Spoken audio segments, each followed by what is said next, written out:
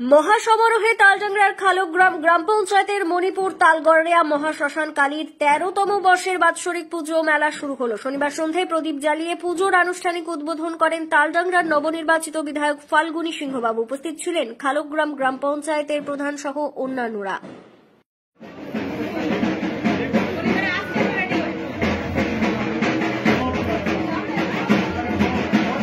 এদিন এই পূজানুষ্ঠানকে ঘিরে এলাকার মানুষের মধ্যে ব্যাপক উৎসাহ উদ্দীপনা লক্ষ্য করা গেছে। একই সঙ্গে আদিবাসী নৃত্য উপস্থিত সকলের মন জয় করে।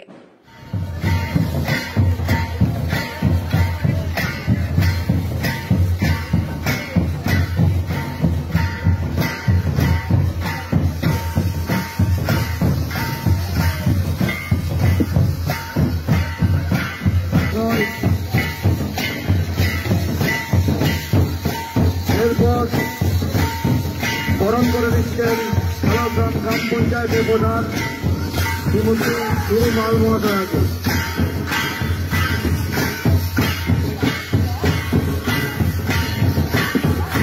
পুষ্পস্তবক ও উত্তরে বরণ করে দিচ্ছেন।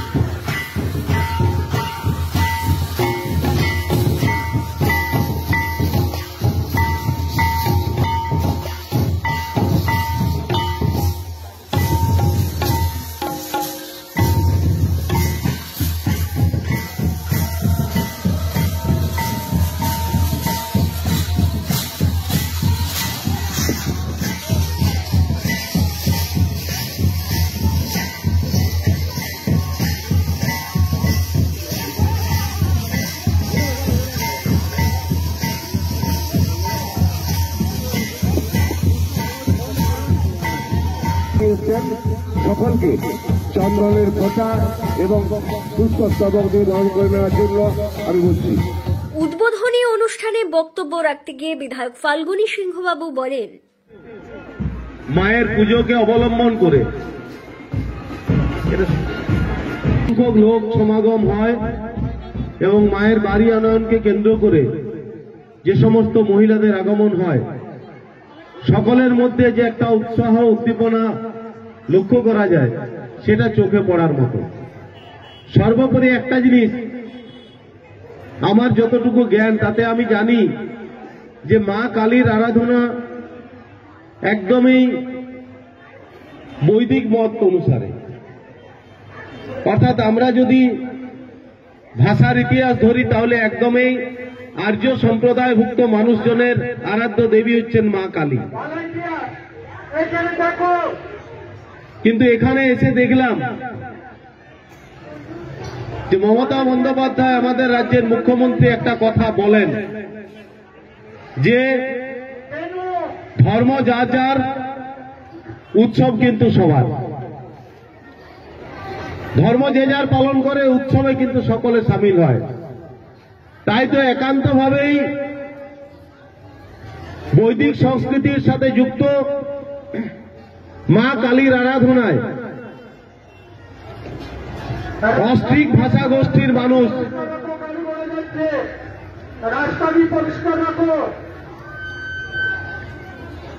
অস্ট্রিক ভাষা সম্প্রদায়ের মানুষ যারা আমাদের এই অঞ্চলে বাস করেন, বিশেষ করে সাঁওতাল সম্প্রদায়ের মানুষ, তারাও কিন্তু মা কালীর পুজোকে উপলক্ষ করে আনন্দে নেচে ওঠেন, আনন্দে মাতোয়ারা হন।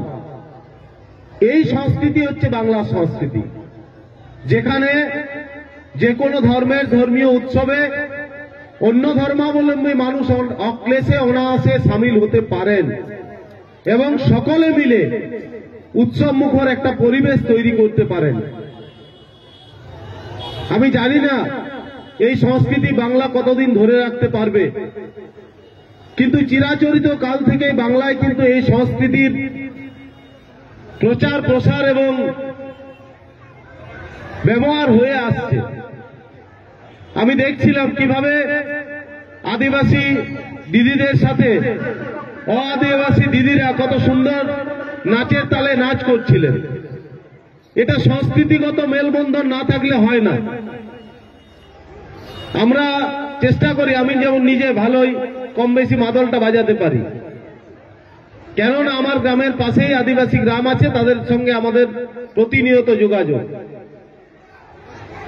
আপনাদের এলাকার নতুন বিধায়ক হিসাবে আমি চাইব যে আমার এই বিধানসভা ক্ষেত্রের প্রত্যেকটি গ্রামে, প্রত্যেকটি পাড়ায়, প্রত্যেকটি এলাকায় যেন এই সংস্কৃতি বজায় থাকে।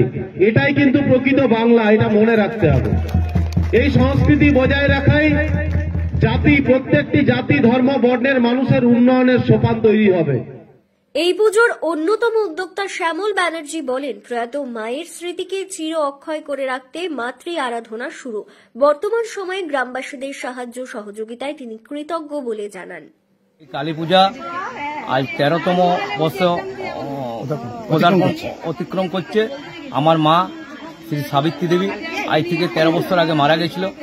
সেই মায়ের স্মৃতির উদ্দেশ্যে আজকে আমি কালী পুজো শুরু করেছি। পরে আবার গ্রামের সহযোগিতা পাওয়ার পরে আবার কালী পূজাটা বৃহত্তরভাবে প্রকাশ পেয়েছে। আমাদের এই মেলা 7 দিনব্যাপী হয় বিভিন্ন অনুষ্ঠানের মাধ্যম দিয়ে। আমাদের কীর্তন, বাউল, অর্কেস্ট্রার কি যাত্রা সব রকম মিলিয়ে 7 দিন ধরে আমাদের অনুষ্ঠান হয়। আপনারা সবাই আসুন, মেলা উপভোগ করুন, আমাদের কালী মায়ের কাছকে আসুন, এই কামনা করি।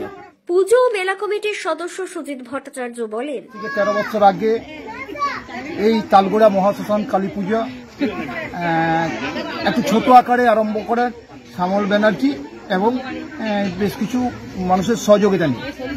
উত্তরোত্তর আজকে আমরা 13তম বৎসরে পদার্পণ করেছি। এই 13তম বৎসরে পদার্পণ করার যে দিকগুলো আমরা এগিয়ে গেছি, যে দিকগুলোতে আমরা মন্দিরে ডেভেলপ করেছি বা মেলাটা